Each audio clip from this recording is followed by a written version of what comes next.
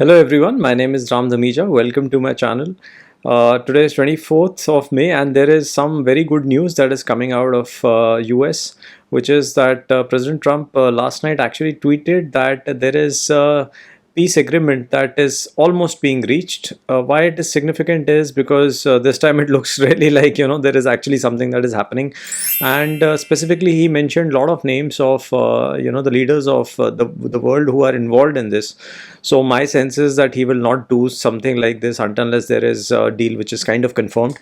And what we are seeing is that the weekend rates of oils have actually again crashed. So there is a website, weekend oil. You can go and check the rates over there, how they are trading right now. So oil has crashed by 7% over there during the weekend, and the details of the deal are also coming out. Basically the details as are known till now is that there is going to be a 60-day ceasefire, and then during those 60 days it's everything is going to get negotiated. The Strait of Hormuz is going to get opened. That is what my understanding is right now, which was the basic bone of contention. And because of that, we were seeing that there is too much of stress in the world economy that it started to happen.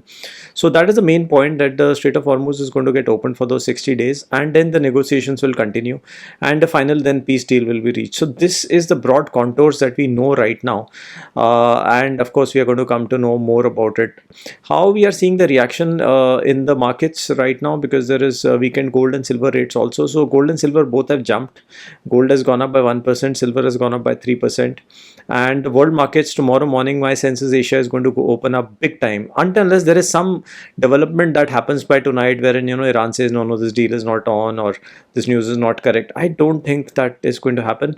And if basically things hold as they are till tomorrow morning, then Asia should open up hugely, gap up. So you will see good amount of rally happening in Japan, Korea, Taiwan, etc. And then our Indian markets will be there. So it is a $1 million question how much our Indian markets are going to open up by. My sense is at least if everything holds, 1 to 2% gap up can't be ruled out in Indian markets. And we have been seeing that Indian markets have been not falling. So in spite of the bad news coming in spite of the rupee weakness happening, the Indian markets did not crash down too much, and that basically shows the strength of the Indian markets. I wouldn't say strength, but at least we know that there is a bottom that has been made, and I have been maintaining that bottom we saw probably on the 2nd of April, the lows that we saw, that would be the bottom of the Indian markets. Somewhere closer to about 22,000 is where our bottom is, and I don't think we are going to breach that anytime. So even with the worst of the news coming in, we only managed to go down till about 23,300, and that was really a tough time, when there was looking like we might have a crisis on hand, and so on and so forth.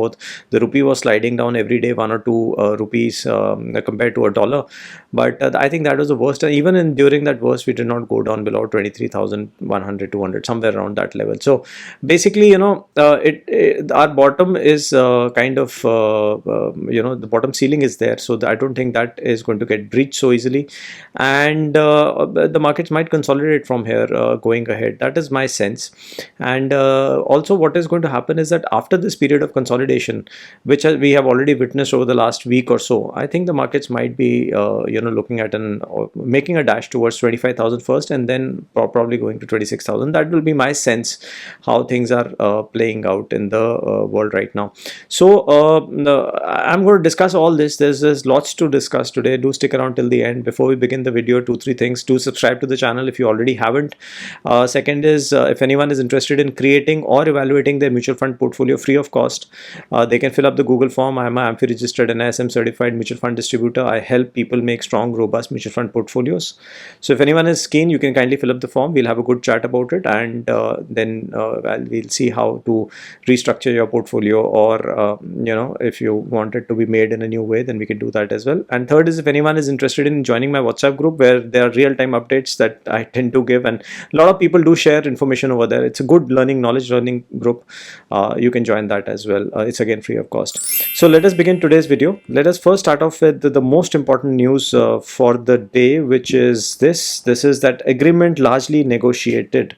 This is what the White House is saying, and this is based on the tweet by Mr. President Trump.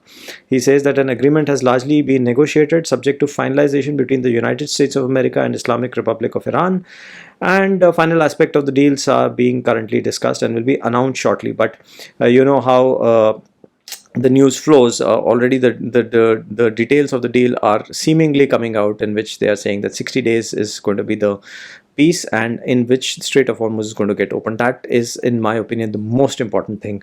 That is going to bring so much relief to the world. And as we speak, then this is the weekend rate for oil. So, as you can see over here, this is the most important thing: 6.72% down.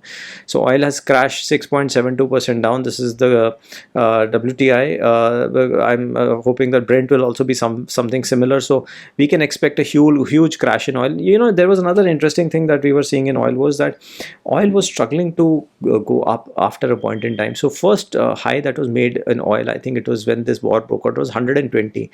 After that it crashed. You know, then there was a peace deal announced, there's that, it crashed to 100, then crashed to 85, then again, you know, then rumors started that, you know, there's going to be attacks, there's that, again it tried to go up 115, 118 is maximum where it went, and then again it started falling. So we saw that 120 was the ceiling for the oil, and it has not been able to breach that. And then now slowly gradually we are seeing that, you know, 1 ship passed, 2 ship passed, 30 ships passed, and then oil rates started coming down. You know, there was more oil from Venezuela coming in, Russian oil was desanctioned, and so on and so forth. So we saw how oil prices have actually not been able to go up tremendously. So 110 was the last high that was made, and if I'm not wrong, crude was trading at about between 100 105 last. So I think with this, it's going to go firmly below 100, which is going to be really good news. If it goes anywhere near 85 80, I think most of the problems are solved, because oil related problems are solved, of course, and the other problems like petrochemicals and you know, helium and natural gas, etc., those problems will persist as long as the Strait is closed, but it'll be a very big relief. And once the Strait is open, then I think, and if free flow starts happening, then it's going to be back to normal. We are going to see a huge rally in the markets, huge rally in gold and silver. The bonds will come crashing down. There's a problem in bonds also that is building up. I talked about it last week, how the US bond yields are troubling everyone in the world. So even the bond yields actually came down, and once the Strait opens, my sense is that the bond yields will cool off tremendously, and that is going to be beneficial for everyone. So no one wants this war and, you know, disturbance, and it brings misery to everyone's life. You know, petrol prices go up, there's shortage of fertilizers, etc. You know, there's total chaos in the whole world. So no one wants that. Everyone wants peace and prosperity, because simply because that Strait is too important. And frankly, you know, this war should end, because that is in the world interest as I see it.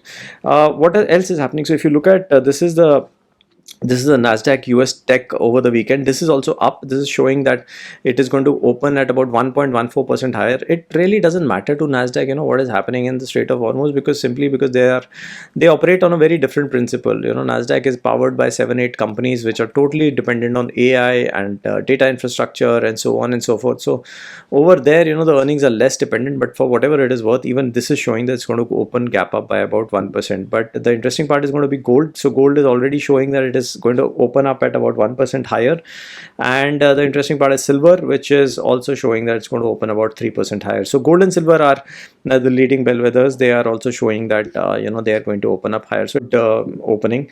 Now let's come to our markets, how our markets are looking like. So this is the Nifty chart, as you can see. So Nifty chart has been in the consolidation phase. So this was the high that we made. This was when I think that the US trade deal was announced, 3rd of February, and after that high we came crashing down. We made a bottom on 2nd of April, which I'm saying that hopefully that should be the bottom, and after that we made a high. We were trying to make another high, we could not, but I think if the first support will be 24,500, if you are able to clear 24,500, then it would mean that the higher high higher low pattern starts forming in, and you know, then it's like some consolidation, and we'll make a dash towards 26,000. I think somewhere around I think maybe 2 to 3 months we should be trying to make a high in the markets. That is what I sense. It might be earlier, it might be indicator. I'm not sure about it, but from the way it is looking like, 22,000 is for sure the bottom. That is my understanding. If you look at even the Nifty chart for 200 DMA, Nifty 200 DMA is placed at somewhere about 24,000 now.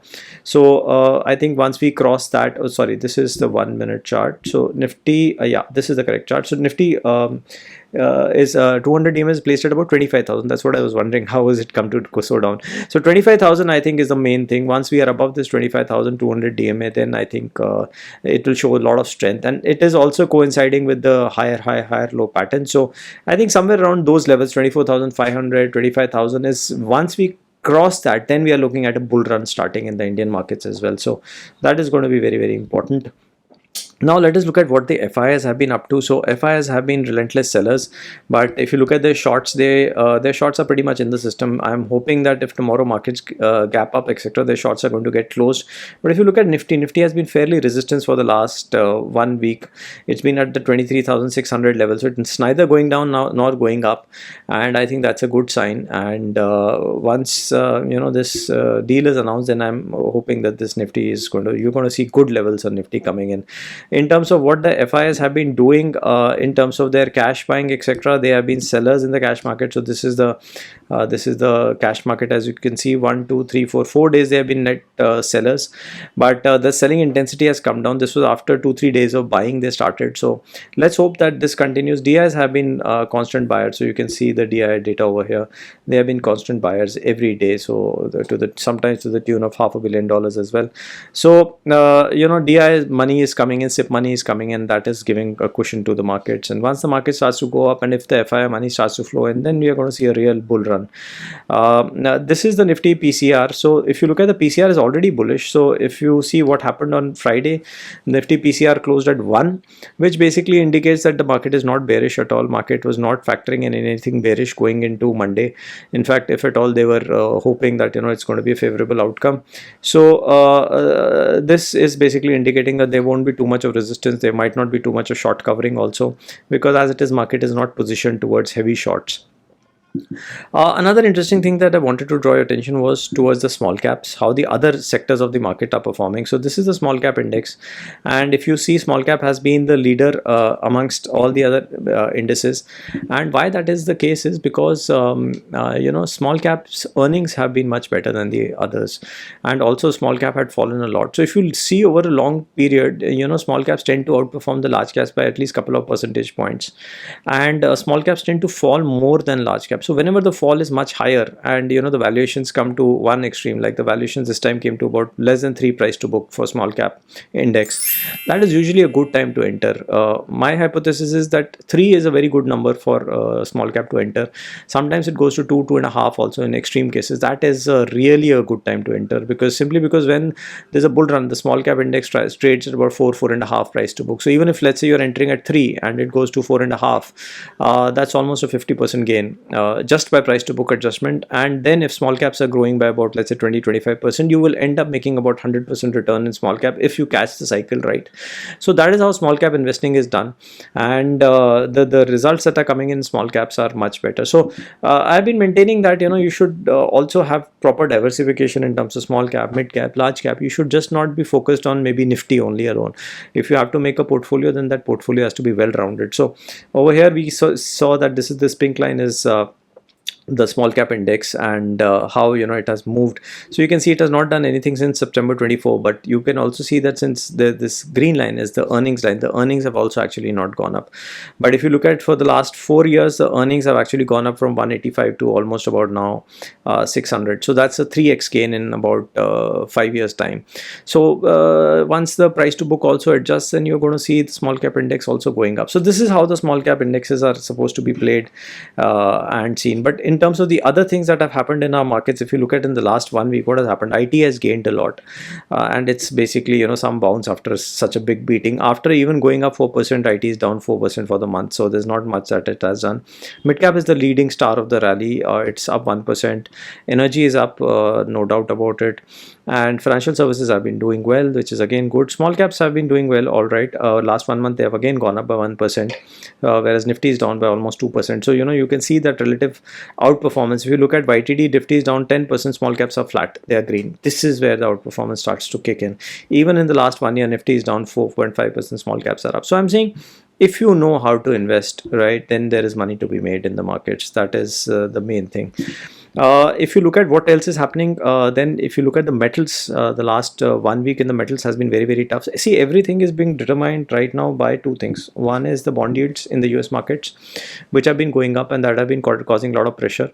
And second is the liquidity in the world market. So both are interlinked and both are controlled by the Fed, by US. So with the bond yields going up, there was too much stress in the system, I think in US especially. So there was a lot of panic amongst the administration also. So last time we saw during Liberation Day, the bond yields peaked out at 4.5 for 10 years and 5 for 30 years. This time they crossed that. And I think that was a real indicator that the administration will get into a panic mode. And I think that is where, you know, all these peace deal, etc. were also quickly finalized. This is my sense. I might be wrong in this, but it's the bond yields going so high is not good for anyone, especially US, because simply they can't service the debt that they have. They have about 39 trillion of debt. If you are adding 5% servicing cost to that, then it becomes unmanageable. Their GDP is also not so big. Their collections are also not so big. So the entire money will go into debt servicing. So it is an unsustainable model. So how do you take care of that? There are 2-3 ways in which you take care of it. One is you debase your currency, you print your way out of this. So because if you print too much currency, then the value of the dollar goes down and you have to basically pay your percentage in dollars. So if the dollar itself is cheaper, then you can print your way out of this. Second is, which is a very radical idea, is to basically have your long dated bonds priced in gold. So but that's a very radical idea. I don't know whether that's going to happen or not, simply because that will put a lot of constraints for the US administration also. But that is also an idea which is floated by a lot of people, and let's see if that comes to fruition at some point in time in the future, because that basically guarantees that your long-term dollar earnings are going to be guaranteed in the price of gold, maybe a 50-year kind of a bond or something like that. But that is a very far-fetched idea. I think usually what the governments do is that they take the easier way out. They print their more money, and once more money gets into circulation, the value of the existing currency goes down, hence the servicing cost goes down, and so on and so forth. So you are able to balance things out. And what does it mean for the world markets? It means that the world markets are going to rally. What it means for gold and silver, they are going to zoom up like anything. And that's what we have been seeing, especially after COVID. The insane money printing that happened worldwide has actually led to the price of gold and silver going up the way it has gone up. So these are two indicators which tell you that how the monetary system is working in the world markets right now. And even the Chinese are printing money, so their M2 supply has gone up. So you will see a lot of action happening in the Chinese markets as well, where they will go up. So if you look at the other metals, how they have been performing, last 1 week has been tough for all the metals, simply because the bond yields were not allowing anything good to happen. So you see palladium down, platinum down, silver down, gold down, so everything was down. But once this peace deal is reached, I'm expecting that the metals will start doing well again. These are the bond yields. As you can see how the bond yields have reacted in the last month. Everything has got clobbered. Turkey is up 18%, Japan is up 13%, USDINR is up 6%, India is also up almost 2%. So everywhere the bond yields are hurting, except probably China, Australia, because they increased their rate, so that's why you're seeing that go down, and UK also, I think they increased their rates. So otherwise you are seeing that how the bond yields going up actually affect the economies worldwide, and everything goes into a tizzy. In terms of the world markets, what else is happening? NASDAQ was actually doing extremely well, so US markets have been on a fantastic roll. They don't seem to come down. The VIX also came down in the US markets. The US 10-year and 30-year also came down slightly, and maybe they had an inkling of some sort of a deal. But USDINR also thankfully has come down. So USDINR, which had gone to about 97, was now last trading at about 95.7. So that's another good deal. Brent oil is trading at about 103.54. If everything holds, then it should open below 100, much below 100. Gold and silver silver was trying to make a comeback. So silver went to 89, and from there it got slammed to almost 71, 72, something like that. Now it is trying to make a comeback, and it is now almost at 76. So if everything holds, silver should open at about 79, 80. and that should be something bullish. Once silver crosses 80, my sense is it's going to go up again. Copper is holding firmly above 6.3, so that is all right. Bitcoin is at 76, it is fine. Natural gas is well behaved and below 3, which is again a good thing. India 10-year has also come down, which is again a good sign, so it's at 7. So everything is all right in the world markets as we speak. The only thing is that it should hold as we go ahead, and this is the bond yields that are the most important in the whole world. They have come down a bit. My sense is if the peace deal is announced, we are going to see below 4.5. The 10-year, and that is going to be extremely well for the market. So that was the wrap on today's episode, and the main thing to take out from this is that if markets hold tomorrow, all the people who have been investing during the fall are going to make good money. And that is where, when the markets are down, you should actually, the way to structure this is 2-3 things. One is that you should always have some sort of an anchor. So for example, you start investing in Nifty at 25,000, for example. Nifty comes down to 24,000, you should invest slightly more. If it comes to 23,000, you should invest more, and so on. So your average cost comes down. This is not true for individual stocks. For individual stocks, it's actually the opposite. And a lot of people make this mistake that when the individual stocks come down, they try to average it. Never do that. With an index, it is still okay to do that, because indexes never go to zero. Individual stocks mostly go to zero. If you see the last 100-year history, how many stocks have been surviving worldwide? I'm saying there are only a handful of stocks. So this approach works well with indices. It never works well with stocks. So it should be in stocks, it should be the other way around. So if Nifty goes down, you add some, and so on. Another better way is to do through SIPs. So let's say if you have SIPs going on, then basically a dollar costs average for you, and you tend to buy. Maybe you can buy a little bit more of SIP when the market has fallen 10-20% down, because every year there is a volatility of 10%, 15% in Nifty, 10-15% in Dow. It is bound to go down every year. Some news or the other will come which will take it down over there. There have been very, very few years, like I remember 2017 was one year where the Nifty did not go down more than 3% entire year. So there are years like that also, but mostly in the years you will find 10-15% correction happening. So whenever that happens, you load it up. If 30% correction happens, that happens within maybe 5 years time, you load up even more. And if God forbid you see a 50% correction, then I don't think too many people will be able to add. But if you add during those times, then it's a life-changing event, like that happened in 2008-9. So, and COVID, it was 33% fall. So anyone who has been investing during this time will be very happy and making money. And we'll keep on seeing these kind of news coming out and so on and so forth. But markets, I think, firmly have said that the bottom is in place and the worst might be behind us. There is a niggling worry on the rupee and the current account deficit number that we are going to see because of the higher price of crude. But CAD is also going to get taken care of if the crude prices fall down. And once the shipping lines, etc., stabilize, then we are going to see all round peace and prosperity flowing around. So that's the hope. That's the hope that all things settle down and markets start running and everyone starts making money. But another important thing is that if your portfolio is strong, if your portfolio is well diversified with international gold, etc., then your portfolio still will be at an all-time high, though markets are almost 10-15% down. So for a lot of my clients and myself included, portfolio is right now at an all-time high, which is a good thing, right? Because if you are over-indexed, let's say in gold, or if you're over-indexed maybe in small caps or international, or even if you are over-indexed in one of these, your portfolio will be at an all-time high right now. So always stick to good quality, always stick to mutual funds, always diversify as much as possible, try to buy on dips. That is my suggestion to everyone. And if you do that, then no one can stop you from doing very well in the markets. So with that note, let's hope that this peace deal stays and we see a smiling, cheerful market tomorrow. I shall see you soon with another update. Till then, take care. Bye bye.